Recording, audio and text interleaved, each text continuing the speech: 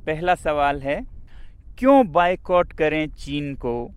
क्या ये नफरत फैलाने के समान नहीं है? जी नहीं, नफरत फैलाने की बात नहीं है। जैसा मैंने पहले कहा है, चीनी लोगों से हमें कोई समस्या नहीं, बहुत अच्छे लोग होते हैं, मेरे बहुत दोस्त हैं।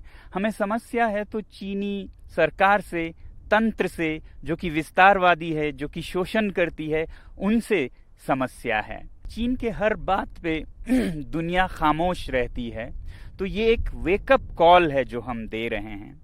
चीन के अंदर ही 140 करोड़ लोग लगभग बंधुआ मजदूर की तरह काम करते हैं, हुकूक अधिकार नहीं है, कुछ बोलें तो वो गायब हो जाते हैं, और दुनिया उस पर खामोश है और सौदा करना चाहती है, बिजनेस एज यूजुअल। अंदर जाएं तो तिब्बतन बुद्धिस्ट 60 लाख में से 12 लाख मारे गए, लगभग 6000 मंदिर मठ तोड़े गए। दुनिया खामोश है, हम बिजनेस करना चाहते हैं। बात करते हैं शिनजियांग में युगुर मुसलमानों की। करोड़ की जनसंख्या है और 10 लाख युगुर मुस्लिम्स जेल में बंद हैं अभी इस वक्त, और हजारों मस्जिदें तोड़े गए हैं।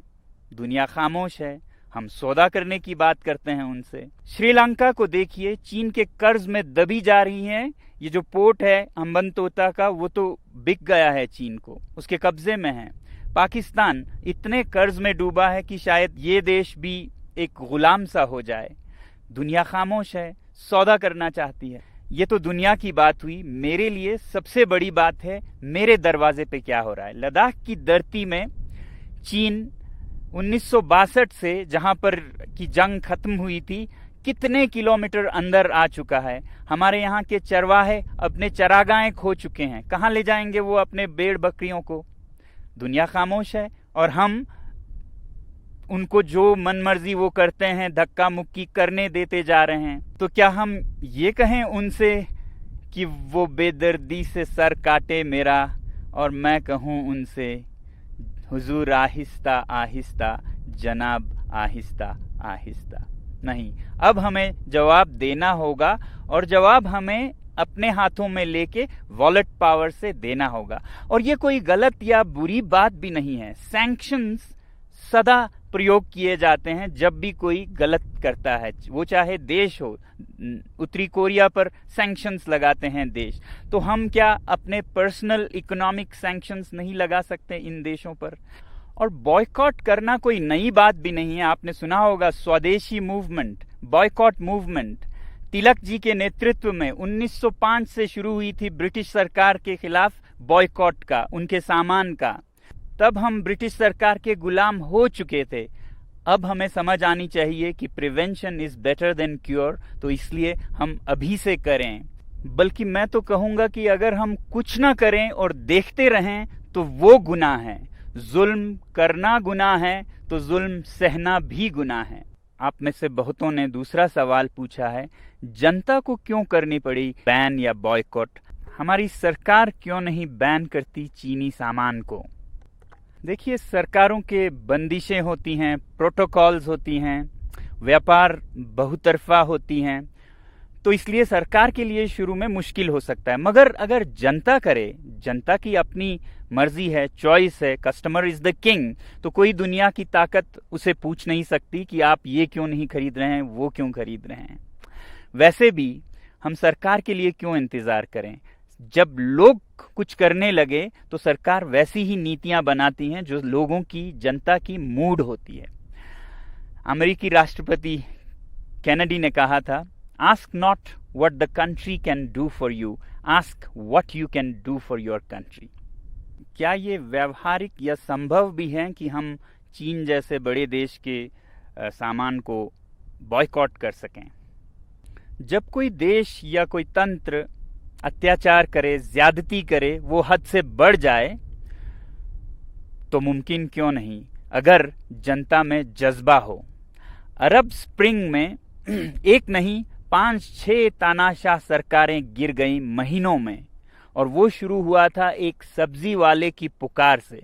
तो हम क्यों नहीं कर सकते ऐसा काम जो कि हमारे दरवाजे पे इतना अत्याचार और इतनी जोर जबरदस्ती कर रहा है। हमारे पास और कुछ नहीं तो अपना बटुआ तो है ना। कस्टमर इज द किंग, जागो ग्राहक जागो।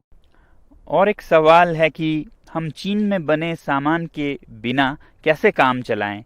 न सिर्फ सामान बल्कि सामान के अंदर के कलपुर्जे भी चीनी होते हैं बहुत बार। और विकल्प क्या हैं? दोस्तों, हम चीनी सामान में डूबे जा रहे हैं, कुछ इस तरह की जैसे हमारे हाथ में कुछ है ही नहीं। एक शेर है जिसे मैं आपके सामने रखूंगा इस हालत को दिखाने के लिए।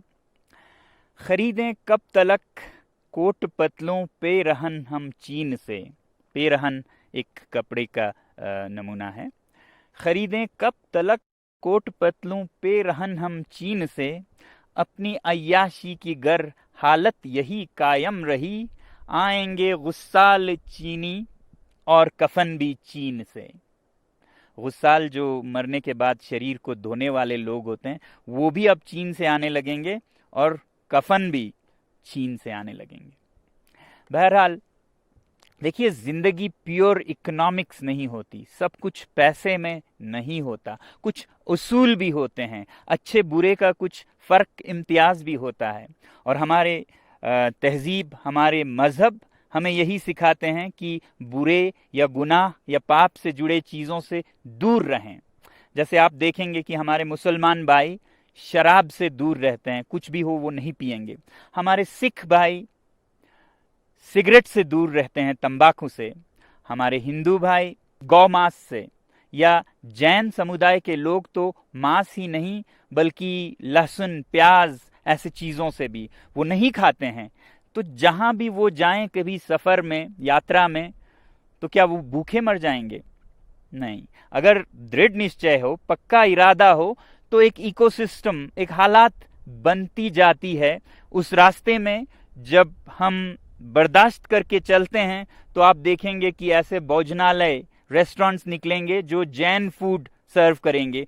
तो 1 साल 2 साल में एक नया इकोसिस्टम बन जाता है। उसी तरह अगर हम ये चीन के सामान को भी गुनाह से जुड़ी समझे, जैसा कि मैंने कहा इसके पीछे अत्याचार है, तो 1-2 साल में सारे दुनिया के देश और अपने हमारे देश में ऐसी चीजें बनने लगेंगी कि हमें इसका याद भी नहीं होगा कि हम ये नहीं कर पाएंगे, ऐसा सोचते थे।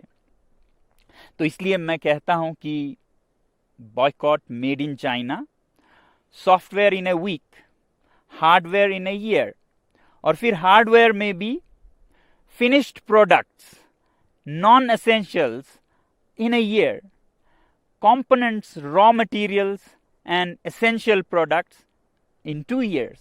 हम योजनाबद्ध तरीके से चल सकते हैं अगर हमारे अपने में सूझबूझ है। कोई ऐसा नहीं है कि कल या परसों ही हम सब कुछ बंद करें। हम ये कहें कि फिनिश प्रोडक्ट्स वाले अभी से हम बंद करेंगे 1 साल के भीतर, जिसमें कंपोनेंट्स जाते हैं जो हमारे भारतीय उद्योग में भी इस्तेमाल होते हैं, वो हम 1-2 साल तक चलाएंगे जब तक कि ऐसे विकल्प न बन पाए। और जहां तक विकल्प या रिप्लेसमेंट्स की बात है इन चीनी सामानों का, तो एक बात जरूरी ये है कि हर चीज की हमें रिप्लेसमेंट्स जरूरत भी नहीं होनी चाहिए। हमारी जिंदगी सादा भी हो सकती है। इस लॉकडाउन में हमने देखा कि कितने कम चीजों से हम खुशी पा सकते हैं, और सस्ते माइंडलेस कंज्यूमरिज्म में लाए गए ये चीनी सामान जो कि हमें जरूरत भी नहीं है, 10 जोड़े जूते, 50 जोड़े जुराब, क्यों जरूरत है इनकी? क्या हम एक सादा जीवन नहीं जी सकते हैं? बदल सकते हैं जिंदगी के शैली को कि हम थोड़े में ही गुजारा करेंगे मगर साफ अच्छे चीजों को ही अपने जीवन से जोड़ेंगे। इसलिए ilivesimply.org पे जाइए और देखिए सादा जीवन कैसे जी सकते हैं, अपने पर्यावरण को, अपने पृथ्वी को, जीव जंतुओं को कैसे बचाए हुए खुशी का एक जीवन जी सकते हैं। आखिरी सवाल जो मैं ले रहा हूं वो है, हम इसे एक राष्ट्रीय आंदोलन कैसे बना सकते हैं, ए नेशनल मूवमेंट। देखिए, मैंने एक छोटी सी पहल की है लद्दाख से। ये मत उम्मीद कीजिएगा कि लद्दाख से कोई एक आदमी इसको चलाएगा। इस बटुए के आंदोलन में हर नागरिक एक सिपाही है, और ये उतने ही दूर तक चलेगा जितना आप इसे ले जाना चाहेंगे। तो मुझे उम्मीद है कि भारत का हर नागरिक इसे एक अवसर, अपॉर्चुनिटी बनाएगा आत्मनिर्भर भारत बनाने का। हमारे जो सेलिब्रिटीज, इन्फ्लुएंसर्स और नेता हैं, वो युवा पीढ़ी को नेतृत्व दे सकते हैं इस मामले में, और मुझे बहुत उम्मीद है कि आप लोग भी अपना रोल निभाएंगे देश प्रेम का। जो भरा नहीं है भावों से, बहती जिसमें रसधार नहीं, वो हृदय नहीं है, पत्थर है जिसमें स्वदेश का प्यार नहीं। जय हिंद।